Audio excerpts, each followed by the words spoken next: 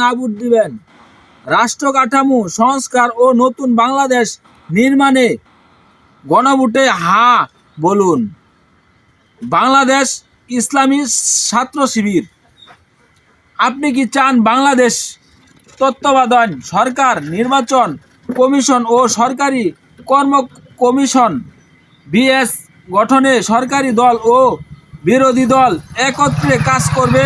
আপনি কি চান সরকারি ও বিরোধী দল একসাথে কাজ করুক? সরকারি দল ইচ্ছেমতো সংবিধান সংশোধন করতে পারবে না। সরকার ও বিরোধী দলের মধ্যে ক্ষমতার ভারসাম্য থাকবে।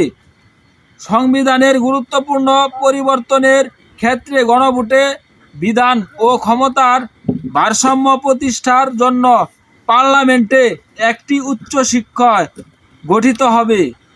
দেশের বিচার ব্যবস্থা স্বাধীনভাবে কাজ করবে। দণ্ডপ্রাপ্ত আসামি রাষ্ট্রপতি ইচ্ছেমতো ক্ষমা করতে পারবে না। রাষ্ট্রপতি ও প্রধানমন্ত্রীর ক্ষমতার মধ্যে ভারসাম্য থাকবে। আগামী 12 ফেব্রুয়ারি গণভোটে হা ভোট দিন। পরিবর্তনের চাবিকাঠি আপনারাই।